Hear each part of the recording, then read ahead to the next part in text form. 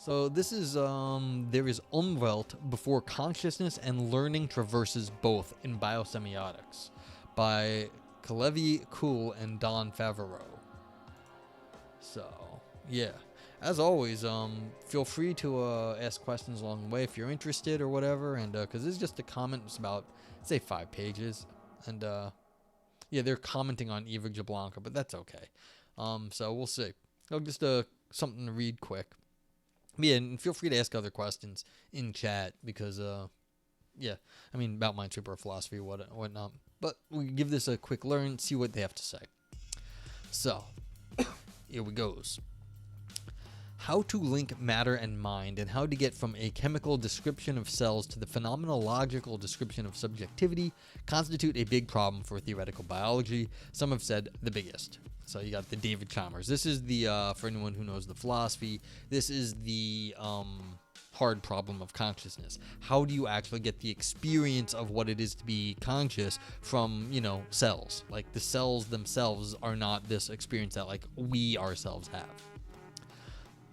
Since the Waddington Symposia towards a theoretical biology, at least attempts have been made to put semiotic concepts and theories into use in general biology. For instance, in the case of Waddington Symposia by Howard Paty, Renee Tom, Brian Goodwin, and Stuart Kaufman, and outside this small group, of course, there have been many others. Doing so is reasonable since various forms of cognition, communication, and meaning making are rather general features of life, and both general and developmental semiotics describe those sign processes that are much simpler than those of linguiform, symbolic human consciousness. Alright, and so anyone who out there doesn't know what semiotics is, it's a series of signs, what's being represented, what is representing, and what it's like the relations between things that are being, how things there's a general I'm representing something else, and then the thing that is being represented, and then there's the relation between us. So it's how do you just get this very general sort of relation between different things? And that's what a semiotic relationship is. So it's like a sort of pseudo-logical, sort of not. You're just talking about things and how they relate to each other. Okay, to these ongoing efforts, Eva Jablanca and Simona Ginsberg add an extremely well thought out contribution to semiotic biology in their discussion of cognition and learning in the pages of the Journal of Biosemiotics. We are especially grateful for the careful examination of what they call the various types of consciousness, which, given the still unsettled and contentious issues surrounding the term consciousness, we tend to speak of instead in biosemiotics in terms of the varieties of semiotic competence. Yeah, so again, what can you represent? We're not talking about what is consciousness, but they want to say, look, what can we talk about? It's what do we represent? That seems like maybe it's a simpler problem. Okay, and for the prospects for an ever closer and more fruitful examination of the questions of the various sorts of biological knowing, being, and acting in the world.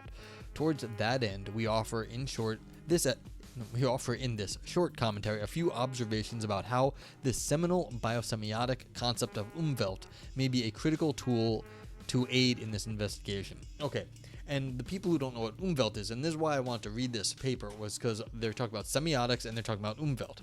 The Umwelt is this idea that you can only see what you are biologically able to see.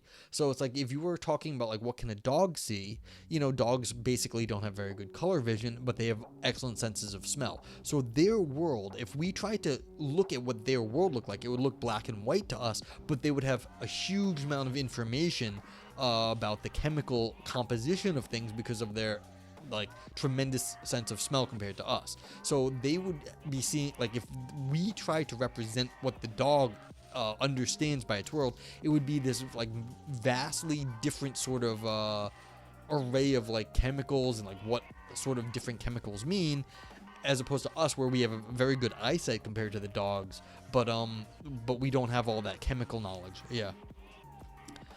The Umwelt of a dog, but yeah, but again, they will know things about the dog.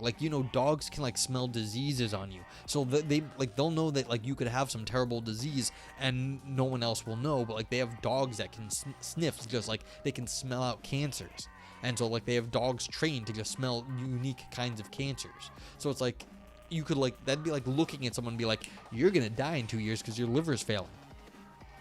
Like, that would be like smelling someone's butt and knowing they're gonna die. So it's this is the Umwelt. When the world that you understand is limited by your biology, but again, you recognize that our biology is limited compared to like a dog's nose, and the dog's eyes are much more limited compared to human sight. So yeah. Okay. Authors say. Viper says they can't smell cancer. They can smell if your butt smells weird. We relate that weird smell to cancer. Yes, of course. They don't know what it means for us, like that sort of disease, but they can discern the different smell that like the people have. Like, what's it called? There's a phenomenon where dogs somehow know when someone's gonna die before like people know that someone's gonna, like an older person, when they're like, they're towards the end, the dogs know they're gonna die, and they go like over to comfort them 2 days before that, like we realize their body's failing, because the dogs do smell like sort of the breakdown of some of the organs or whatever they think it is, and the dog recognizes that the person's dying and goes to comfort them. So in that case, when like a dog's in like a old folks home, they know that the dog does understand what's going on, because in that case it understands something about death or sickness. So they don't know the cancer, but they do know that like someone's body is failing. And so like in that case you could say maybe the dog does understand. But this is why the concept of Umwelt is very important, because it gives limits and like horizons, I sometimes call it, to what like our senses can do. And so like different senses have different like horizons. Yeah. Okay, in particular, we would like to advance the proposition that before the emergence of associative learning and consciousness, there must be Umwelt. Originally defined by Jakob von Uexküll as the subjective world of an organism, Uexküll writes that all that a subject perceives becomes his perceptual world, and all that he does his effector world. Perceptual and effector worlds together form a closed unit, the Umwelt. Vipers asks, do they smell death, or do they cause it with evil dog hexes? I don't know, because I'm not a dog, and so I wouldn't know of an evil dog hex. But we should, I guess we could, we could remove that dog from the old folks home and see if the dog is actually, like, no one dies. Like, is the dog the angel of death, or, death incarnate, and, see what happens. Maybe no one will die. Pink Lady, what's up? Good night to you, too. I hope you sleep well if you're off to bed. Or if you're just saying hi, because you're welcoming in. It is hopefully a good night for you. Yeah, so we've got this effector world and the perceptual world, and, like, that's how it goes. That is the perfect response to one of my messages. Well, I try. Okay. So, clearly this concept of Umwelt was meant to be applicable to all organisms with perceptual and motor capacities who imprint biologically specific meaning on their perceptual input by the actions that they join to them. Uexküll called these joinings function cycles. The complexity of the physiological processes involved in the creation of such perception action cycles, and the various manifestations of the ways in which such cycles can come to interact upon each other, however, has made the concept one which has required a good deal of elaboration since its first articulation a century ago. So, okay. Yeah. Oh, okay, yeah, if you're in Europe, it's getting a little late, I know. I mean, I might be getting people waking up in Australia and, like, East Asia, but unfortunately, I did not think through my streaming times for Europe very well. So, yeah. I picked this time because the people I watch weren't on usually at this time, which I should have realized was a sign because it meant everyone was either in bed or doing something else. But, c'est la vie. Yeah, but I hope you're doing well, Pink Lady. Let me know if you have any questions or you want to chat about something. Alright, so one such elaboration is the understanding that the sensory field is built by organisms as a temporary integration of function cycles. So yeah, keep in mind, what can you see? Like in this little thing, your sensory field is built up by your physical senses, whatever that is. And so this is like what that little like scope of your world is in terms of like sight. This integration of the organism's perception action pairings creates its Umwelt, the sentient togetherness by which it knows the world and chooses its actions in it. All organisms supplied with such sentient togetherness and thus experience of a species present live their lives within an Umwelt that is as simple or complex as is its repertoire of perception action pairings and the networks both internal and external that are joining them. Yeah, so like you can think of like whatever your little room is that you can see, and then all the things you understand that you can do in that room.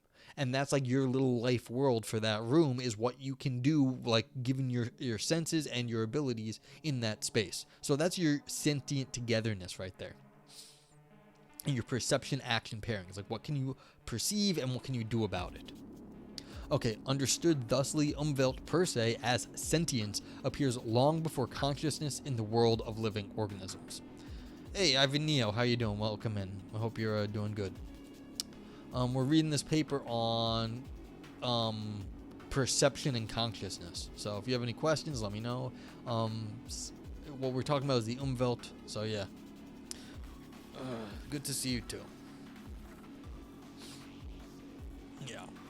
Ivan actually is a streamer now. Actually, I should give Vipers a shout out and Ivan too. Got the shout out. Ivan.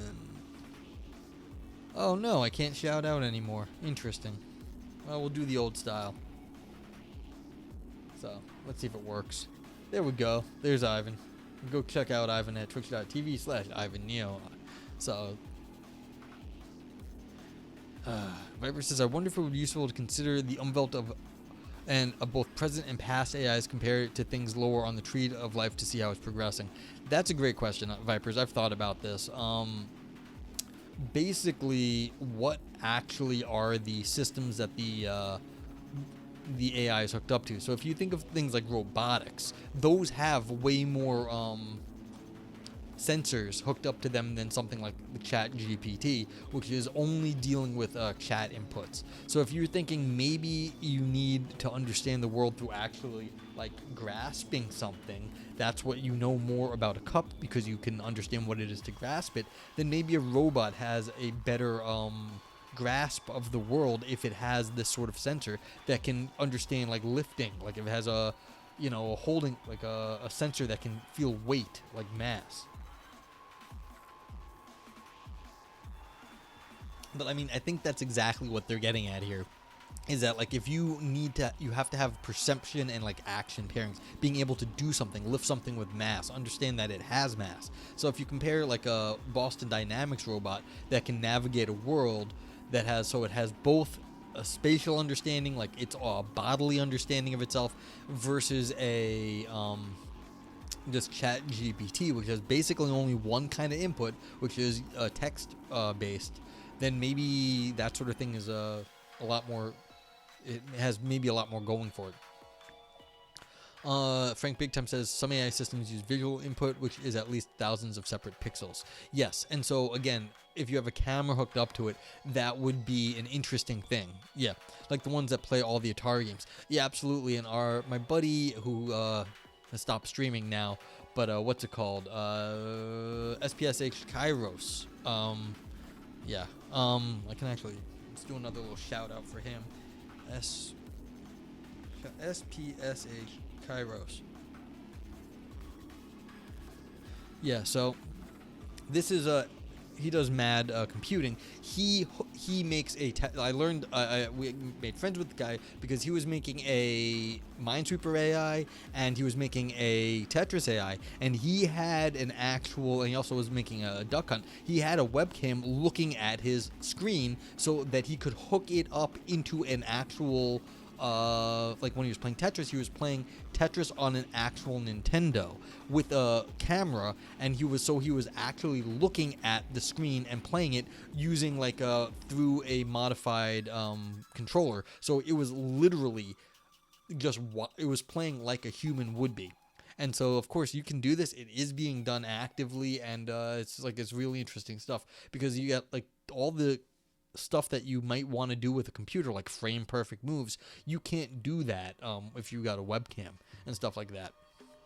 So yeah, But Kairos went back to school. Well, he has a job and he was streaming, but he couldn't make enough money streaming. So, you know, he was like gonna go take a class because he wanted to get better at the AI.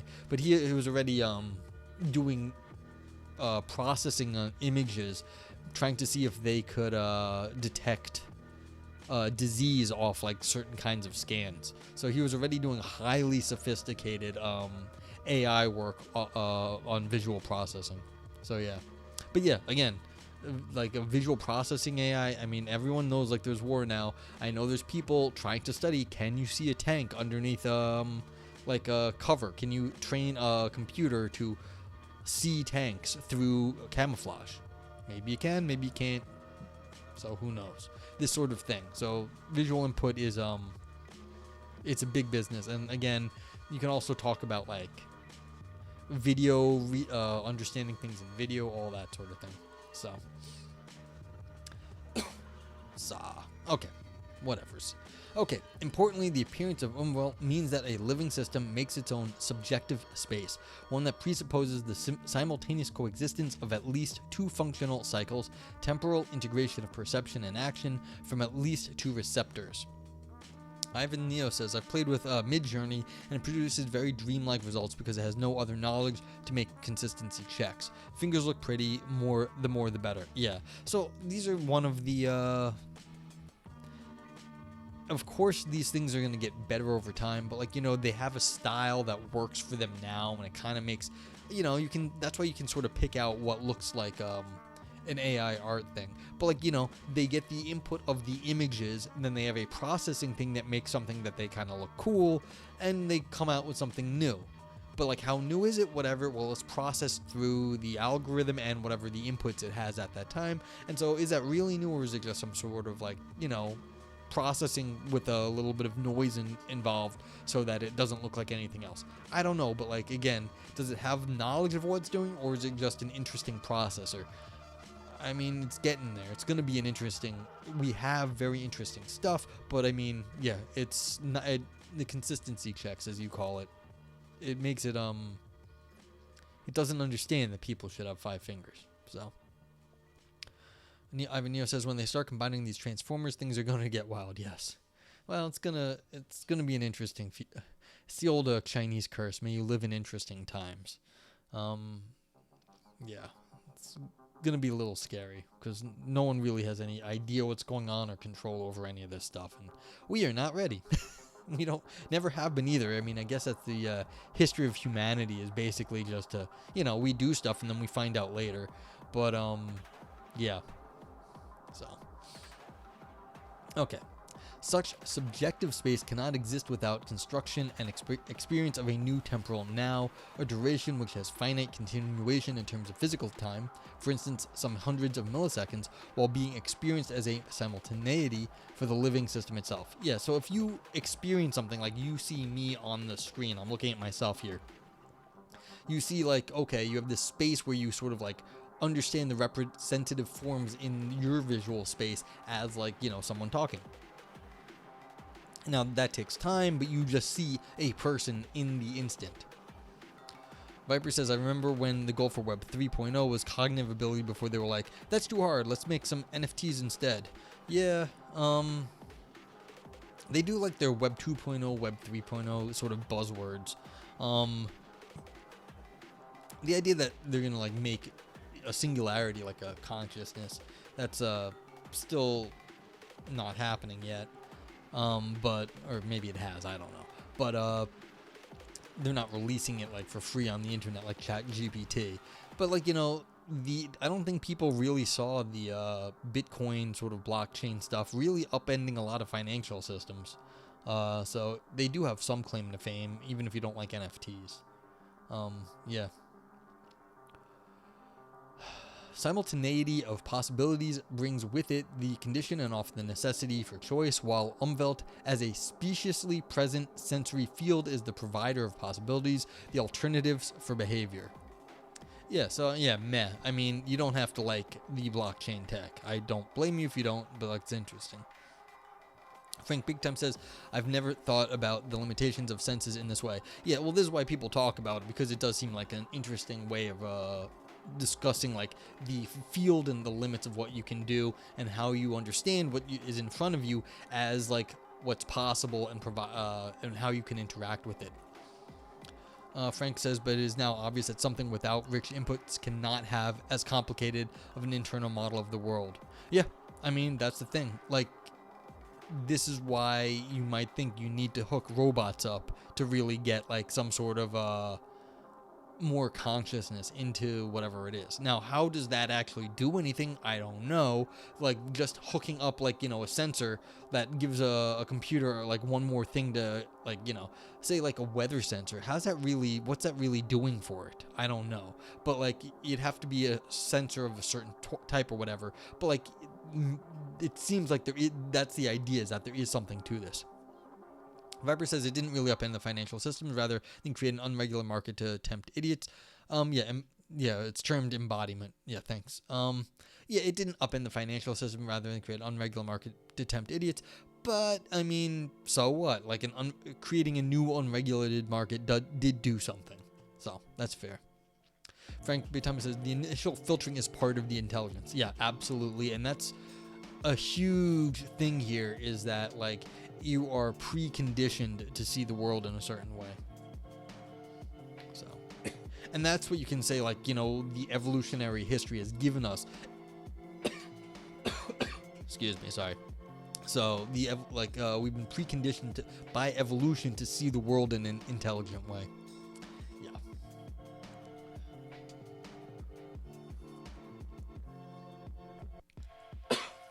I'm glad I got a chuckle out of you, Vipers. But, like, I mean, that's the idea. It's like, could you just hook up a weather, like, sensor thing and, would that actually really make something intelligent? No, but it does give the, like, we see the sky and know something about the weather. Like, we do understand something like that, so, yeah. Oh, yeah, by the way, Vipers, I think I got a message from your buddy, and he's trying to set something up for April. So, okay. In this way, together with an Umwelt, an element of freedom that is indeterminacy appears in the lives of living beings, and it is their choice of action in the face of this indeterminacy that gives them agency. Frank says that seems literally real and possible to Frank.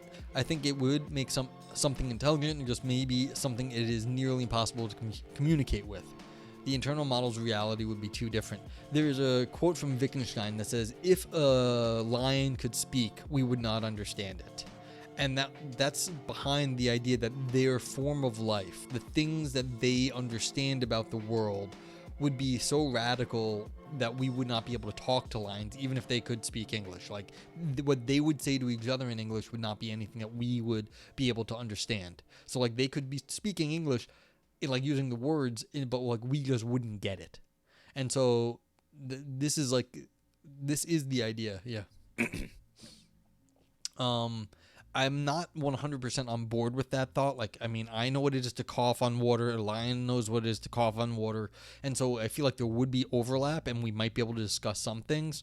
So it's like, I'm not 100% on board, but like, yeah, if you're talking about an AI that's been hooked up to the internet and like weird like military or weather systems, why do we think it would have anything we could actually communicate with? Even though it's like it's reading our like chat and like text, that doesn't mean its experience of it is anything like ours. And so that's a very hard difficulty.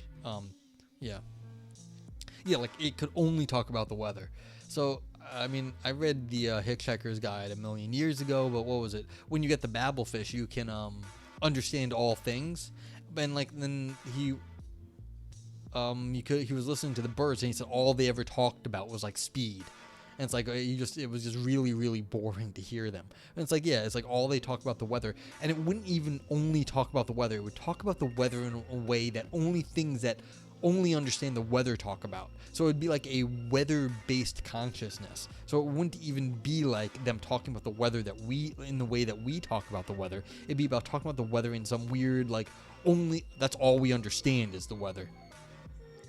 Ivan Neo says I think it would work just like when the humans talk to each other. One of us holds up a rabbit and says "Gavagai." With enough data points, we could create a probabilistic model of meaning.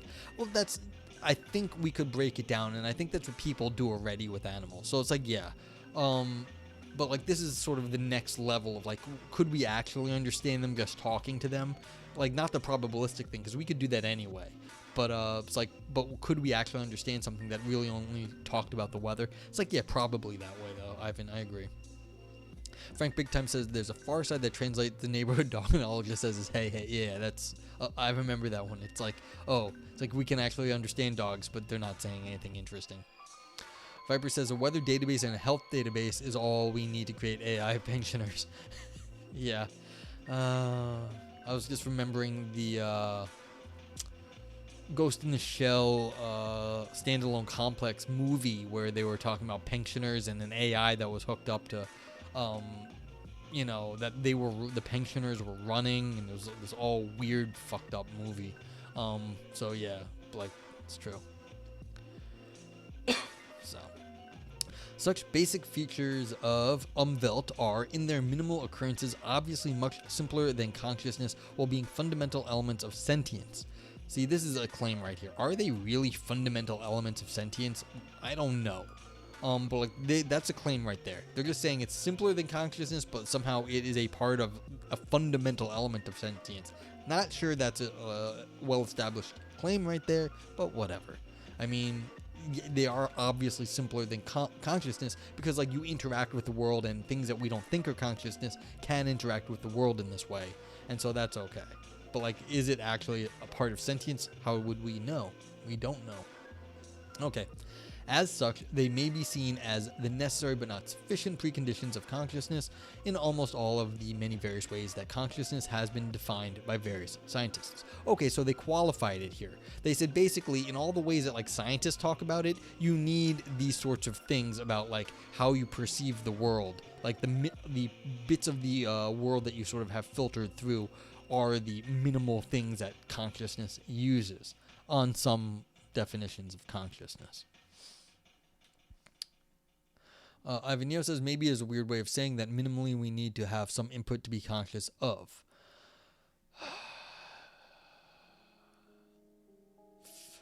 I don't know if that's actually what this is saying. It's saying that we have preconditions of it, but I don't know this may not be what we are being conscious of, but that what is consciousness made out of. And so you need these sorts of interactions to have a consciousness, but there doesn't actually have to be an object there at any given point, or it doesn't matter what that object is. But yeah, like you would need something, of course, to be conscious of, otherwise it would just be all like blackness. But I think what they're actually saying is you need this sort of filtered interaction that gives you like a space where you can interact with the world.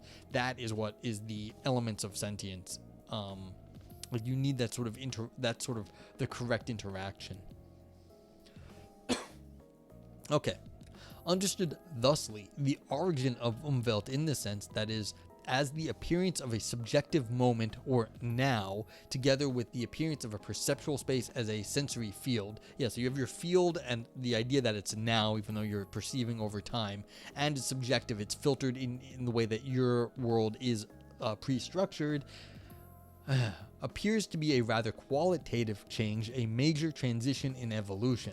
Yeah, so the fact that you can do something in this like space of your Umwelt, that is this what they think is important in like sort of the evolution of consciousness. They ask, can we say then that such a transition is completely the product of a kind of learning? Perhaps this is not so certain, as indeed there exist certain simple kinds of learning that do not require Umwelt. Machine learning is an example of this, but also mere biological sensitization and habituation can be such. Yeah, this is what we were saying. Machine learning, like just the raw numbers, doesn't necessarily seem to have an Umwelt, or not very clearly has one. Maybe the way the computer is like reading inputs or something perhaps could be called their Umwelt, but that'd be weird and it's kind of strange. And so it's not like it has like a space where it can do things. Like it'd be weird to say that the computer can do things. It doesn't do things. Like we give it the input. Like we turn it on, we give it the input, we run the program. Sorry. got water caught in my throat now. Yeah, so, but that's the thing. All right, nevertheless, the emergence of Umwelt together with its qualitatively new features, which together introduce a dimension for subjectivity and the phenomenal world, may itself require a stepwise organization of processes that still awaits detailed explanation. Okay, so they just hedged right here. So yeah, they're saying maybe you can do this, but maybe you can't do it. Maybe it has to just, you have to have it. And maybe consciousness is something like, Descartes, a different sort of thing, and you can't learn it. Okay, but how can this happen on the basis of simple forms of learning, and what are the other conditions required for such complexification remain open questions in our current biology? Yeah, so they just be like, but maybe we don't know. Ivanio said, would we identify Umwelt with the inputs to a neural network in the neural net case? Yeah, it'd be something like that. It'd be kind of hard because it'd be hard to define where and when, like what counts as the input and what doesn't, because it's such a manufactured sort of setup. But yeah, it would be sort of like the inputs to some sort of neural net. But yeah, something like that. But like you can see exactly how limited, just like Johnny 5 said. Johnny 5 alive. But yeah, so it's like, how are you looking, like what is the space of like range of things that the computer can do with the inputs? It's very limited at all. Like I don't know if it can, because of the way the program that is running the neural net is not going to be, that's going to be a deterministic program, I think. Frank says, I think I have no reason to believe a blind person is no more fundamentally different to me than another person who can see. Yeah. Well, they can't see. That's about it. It's the only difference, basically. But yeah, their sensory inputs, again, they have much, like, what was it? The case of the girl who was both blind and deaf. And, like, but she could feel and, like, taste and stuff. And so, like, eventually she learned how to write and communicate and all that stuff. Well, the idea... Oh yeah, maybe that wasn't the best thing I said, Ivanio. What does determinism have to do with it? Well, like, how is it that the world is getting, a computer is getting inputs? We're feeding it into it. And so one of the things they said here is that, like, you have the defined space where you can see things, like your little horizon of your senses. What's giving you the world in that case is, like, your world is that subjective, like, area. Maybe that's deterministic, maybe not. But like in the computer, it's like all sort of set up to be given input that we are giving it. And so once that's done, it's not like it's where's the room for the computer to actually get consciousness? Because it seems like it's just the same sort of mechanical process clicking along. What does it mean to want? In philosophy, it's usually some sort of brain state. They say, okay, you have a desire of some sort, which is a brain state, and that's how it's usually treated. Like in a general sense, I don't know. You want something, you're hungry, you go get it. Like you are drawn to it. It gives you a motivation to do something is a want. It goes to a compatibilist, if that's relevant. Okay, that's fine, Ivan. Yeah. So again, maybe it wouldn't matter for you. It might matter for me. But again, you'd have to define what it counts to be an input to the computer. And I think that's where I'm getting a little hung up, because I'm not sure what, like, the world is giving the computer when we're giving it, like, zeros and ones. And that doesn't even mean that the zeros and ones can't even themselves be a form of senses.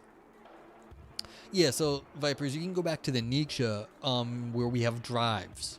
And Nietzsche was like, you have, like, every human has a drive. Of course, he had the Uber drive for Nietzsche was the will to power, to, like, make something bigger of yourself, more powerful, greater than yourself. But I mean, you have, like, your sex drive, your hunger, whatever. And so, like, when you have these drives, you can satiate them for a little bit, but then they come back. You need to go eat again. You want to have sex again. And it's like, even though it's just a fundamental state of how we are, it's a modality that we have, is that it's like, the basics of survival is like you need to have clothes, you need to stay warm, you need to have water, you need to eat, and you need to have sex. And that's basically, you can just go to the Nietzsche, pretty standard stuff at this point. Yeah, so Yeah, that's what Ivan Neal says. That's what our brain gets from neurons on the optic nerve, fires and non-fires. Fair. So like this is kind of the thing. It's like, can we treat zeros and ones like the optic nerve? I'm not sure that you can, but like maybe it's not so crazy either. Like it isn't. All right. Author says, it is interesting to note, however, that Uexküll himself has little to say about the phenomenon of learning. Just a few words in the 1928. Yeah. How do we imbue drives into a computer without just slotting one in and saying, C:/! Yeah. Well, see, that's the thing. Like, I'm not, like, yeah, is the drive reader a sense? Are the protocols the way that it is limited in the world to, like, that allow it to see, but it also is limited? Like TCP/IP things, like, is that the horizon of the senses of the computer? Maybe that is. And then so maybe this whole like argument that computers can't sense the world is just moot, because they do, but we're just not understanding their consciousness because we do not interact with the world through TCP/IP protocols. Maybe. So it's like we can't communicate with the computer in the way that we want to because its reality is so different from ours. I don't know. Okay. Moreover, learning has several mechanisms and types also at the level of Umwelt, including some that precede associative learning, such as imprinting. So Ivan Neo says, I disagree. Consciousness is a process. Yeah, fine. But like, this is the thing. We were just talking about the senses at that point. And so the consciousness could still be a process working somewhere in the computer, but we still wouldn't understand it at that point because its way of existing in the world would be different. So yeah, it would still need, I agree that there has to be something happening for there to be consciousness. I don't think it just, I'm not like completely dualist here. So like, I'm not just saying, yeah, like Descartes, we have like, you know, a mind that is somehow associated with our brain. And like just like a mind could be associated with the computer, and then the computer would be conscious, but we can't explain any of that. No, that's a little bit too fanciful for me. Okay. It is our contention that if associative learning results in the formation of indexical signs, then already simpler forms of learning might be sufficient to form primitive iconic signs. And both iconic and indexical signs are needed for the kind of symbolic reference most associated with human consciousness. Okay, so they're saying that maybe we can, even just through the way we view the world, not pre-consciously, get indexes and like sort of symbolic references. You gotta use your crazy Descartes? Yes. The Nick Cage Descartes. Oh, hey, what's up, Maddie Holmes? How you doing? Welcome in. I don't know what they mean by primitive here. I think they mean fundamental bits of consciousness that like because this is they're talking about these whatever the most basic symbolic reference or understanding we have of the world. And so we're talking about like if you have like this sort of preconditioned way that our senses give us information, maybe they're already doing some sort of symbolic matching on their own. So, okay. Consider, for example, the heterogeneous sensory field of an organism during imprinting. If something in it, a pattern say, becomes remembered, that is, leaves a trace that may influence further processes of interpretation, then this pattern need not necessarily consist of individual parts that were already known to the organism or recognized as such by it. The holistically imprinted togetherness of the pattern as such may be thus learned before its parts become discrete elements for the organism, if indeed they ever do, and become recognized as independently detachable relata that may be joined into yet further new relations. Okay, so this is saying you can get like a thought into your head, not really understand it, but then like break it up and use the parts later for some other something else. So like you can be like imprinted with like, you know, the shape of a tree, and then realize, oh, that's a leaf later, because that like that little thing that was like part of the imprintedness of the tree, then you start to realize it becomes a leaf. this is wild speculation here. Like, we don't know if this is what happens, but this is what they're saying. Could we actually have the symbolic understanding of a leaf after, say, like looking at some trees and we didn't realize what it was? Yeah. Well, this is the thing. How do we get any sort of ideas into our head? Like, what's the most basic form of learning? They're asking right here. All right.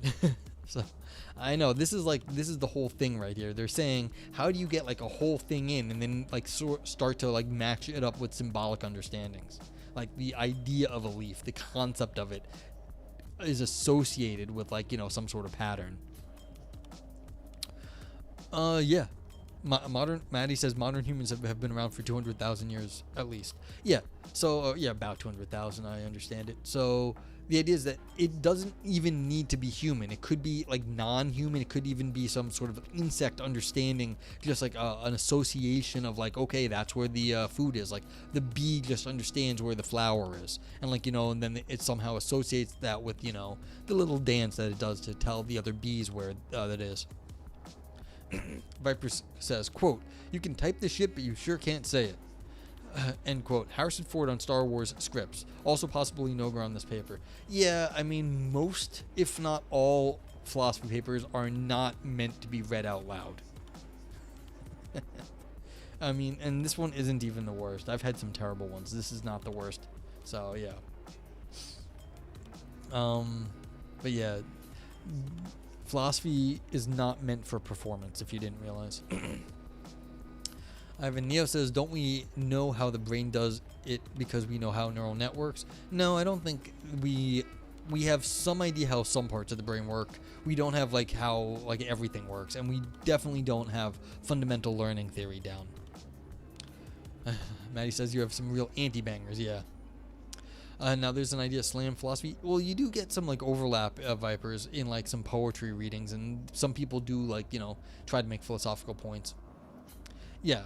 And Maddie says we barely scratched the surface. Yeah, that's right. We don't really understand how a lot of human consciousness does work. So it's like we know how some things in the mind do kind of work, do like some neural nets and other theories, but it's not this is very far from done. But you have to get a neuroscientist to tell you what we can do at the moment.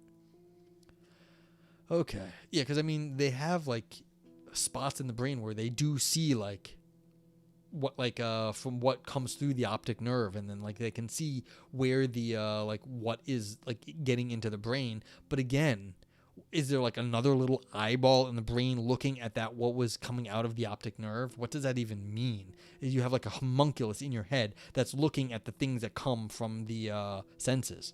But then what's in the homunculus's head? And then you get yourself into a regress very quickly, and it doesn't really make sense.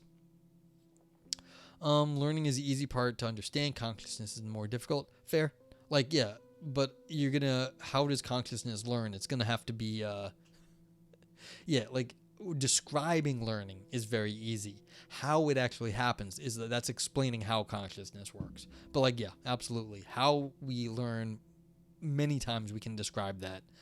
Not always. And if you get the big question is how does consciousness learn, then you're just asking how is consciousness conscious? Okay, so such prescinding of parts from wholes is a necessary if not sufficient requirement for associative learning. Yeah, so this is the thing they're saying. You need to be able to take big things from like a whole and break it down into smaller parts, and that's how you can associate the parts together. But like, again, these are just like sort of claims. All right, we should all just get on one big Zoom call. Yeah, well, I mean, you could just go take a philosophy of mind class. I mean, that's basically what this is a philosophy of mind. This is basically a rundown of one theory of philosophy of mind in this paper so far. Yeah. Thus, here we see that Umwelt subjectivity may occur prior to what is called limited associative learning, much less unlimited associative learning, and consciousness as they are described by Jablonka and Ginsburg. Yeah, so they're saying, look, you have to be able to do associations, and you don't need to be conscious. You could just have things that break down symbolically somehow. Tindarios. Where are my alerts? All right, well, thank you for the sub. I really appreciate the second month of subscription. Appreciate it. Tindera says, good evening. Hope you're doing good. What the hell is that page 494? How long are you going on that one? Just kidding. No, it's page 4 or 5. We're almost at the end. It's just, that's it. We're on the last page right here. Hope you're well. And I'm sorry my alerts did not work. Let's see.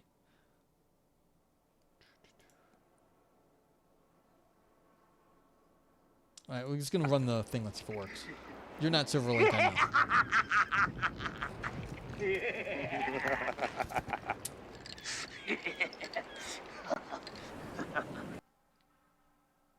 So, yeah. Umwelt does not mean environment. Umwelt, in this case, is using a very specific theory of mind, actually. Umwelt, in this case, means you have your subjective space. Your subjective space is given to you by your senses, but the kind of things that you see, like the dog sees something different. Term of art for Uxkull, absolutely. We're talking about Jakob von Uxkull. And, yeah, welcome in, Brian, random name. So, what it is you get, based on your senses, you get this sort of little bit of small little world, basically a horizon of things that you can see, and that also gives you the relation of things you can do in that world. So I'm here in my little room, I can pick up my glass of water over here and drink. But this is yeah. Well, in philosophy, we redefine things, Tinderis, as you know. Yeah, so this is from the German theoretician Jakob von Uxkull in 1928, I think, when the definition we're using it. But this is what we're saying. Do you need consciousness to have your world given to you in a way that defines things you're able to do? Do you need consciousness for that? They're saying no. Can you learn stuff pre-consciously, even just given that? They're saying maybe you can learn things already given a pre-structured universe and having some abilities to move. So yeah. But that's what they're just saying. As long as you can make some sort of a connection between what's coming in and some sort of abstraction, maybe you don't need to be conscious for that, but you can gain some sort of information regardless. Okay. So, most importantly, not everything in Umwelt is used for associative learning, with only those relationships that have been arrived at through the resolution of simultaneous incompatibilities, that is through semiosis, resulting in the establishment of the indexical relata needed for associative learning. Yeah, so as long as you can break things down into pieces that can be related, maybe that's enough. And for semiosis, again, that's the semiotic bit of this, is how are you representing and the relation here. For semiosis requires the simultaneity of options, which in turn requires, in the words of William James, a specious present, and the content, so to speak, of the specious present is the Umwelt. Umwelt, then, is always there whenever there is phenomenal experience, which for some organisms may be very simple, not even requiring a nervous system. Viper says, if you need consciousness to learn skills, then how else would we explain sports players? Very good question. Some of them might be conscious, but clearly that gives good evidence for these people's paper that you do not need consciousness to learn things. Okay. So, thus, in order to solve the problem of the origin of consciousness, the origin of Umwelt first has to be understood, and this is one of the primary research objectives of biosemiotics. So they're saying, look, if associative learning is more fundamental than consciousness, then we can explain it through the way the Umwelt orients us in the world, then it's more important that we understand this smaller problem before we get to the bigger problem of consciousness. Okay. They say, indeed, we tend to agree with the comment by one of our anonymous reviewers who writes, the concept of consciousness in Jablonka and Ginsberg's work means other aspects of cognition rather than subjective experience. These aspects are called the easy problems of consciousness by Chalmers, who argues that the solution of the easy problems cannot bridge the explanatory gap. Umwelt may be a better concept to discuss the minimal consciousness as it constitutes the foundation for subjective experience, a specious present, and intentionality representation, launching the semiosis of life. Yeah, so if you can start to put together all the little things our consciousness does, the way it actually preforms our world, maybe all those together then will be a bigger consciousness. Yeah, Chalmers. So, okay. Concluding, we may say that the main issues that Jablonka and Ginsburg formulate and approach are, by definition, semiotic problems in biology, which is to say, biosemiotic problems. Chalmers! I've met Chalmers once or twice here in New York. He seems like a nice guy. I mean, I can't say I know him well. I've met him, but he seems okay.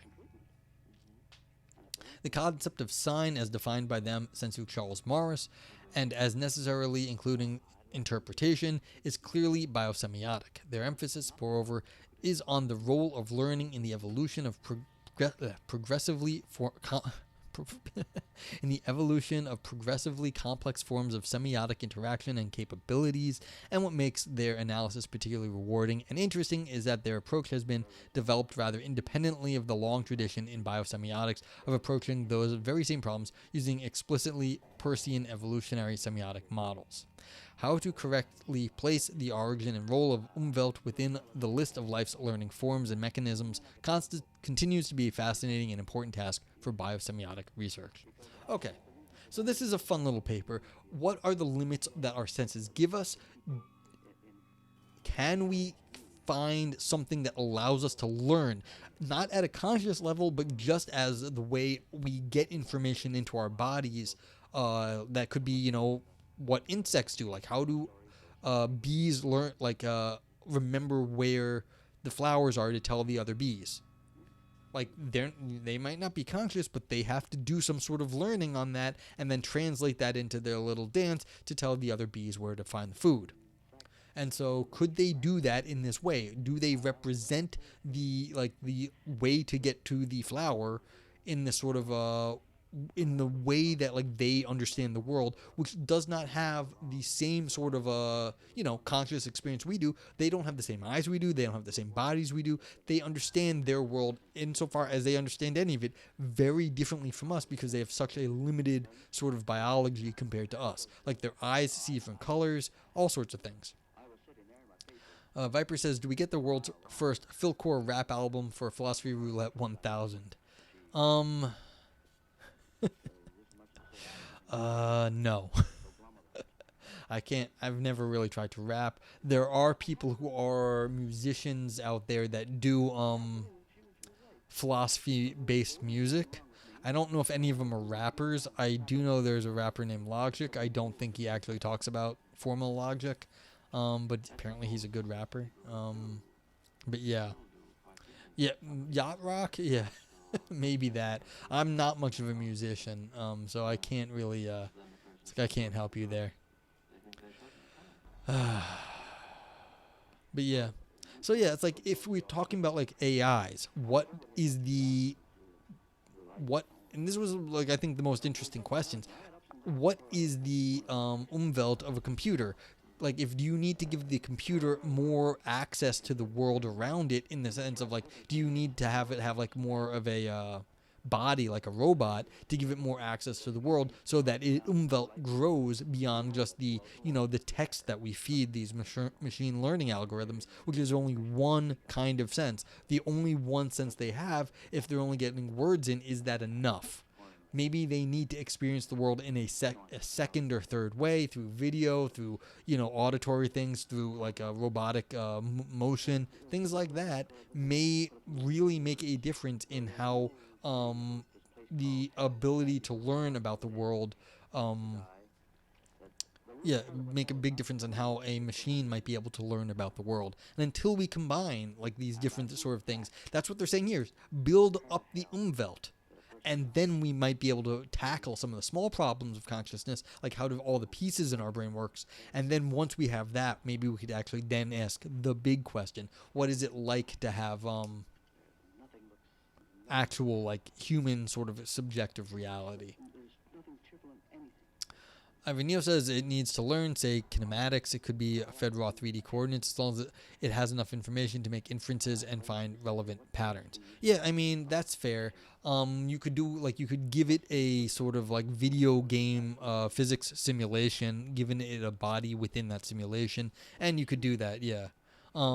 Yeah, exactly, Ivan. I completely agree. It doesn't matter how this gets fed in, whether retina, narrative, or whatever. Yeah. So you could have like an internal sort of physics video game thing where it could like get feedback built into the like real time feedback in the video game. So like how the world is in that video game universe, and so like that could be done. Sure. And that would be kind of like us saying that we're living in a simulation that's just a video game and we're getting feedback here. And that wouldn't be any different for us if this happened to be a simulation reality. That'd just be how we are living. So that's entirely like theoretically possible. Like if we're just a brain in the vat or in the Matrix, like okay, we could do the same thing for a computer like right now and give it like a little world for it to live in. Doesn't matter exactly how that's hooked up. Just has to be. Yeah. Any other questions, comments on this? I mean, this is not a long article, but it's just saying, hey, look, maybe there are pieces that are more interesting to look at when we are developing intelligent systems like ourselves or, you know, artificial intelligence. If we look at how the limits of our senses give us information. Link, it's paper, but yeah. Yeah, exclamation point paper. You're curious if to see AI are going to be superstitious like pigeons. Great question. Are the AIs we develop going to be more like us, or are they going to be more like other things? If the AIs we develop are actually more human-like in intelligence, I expect them to get all of our bad habits.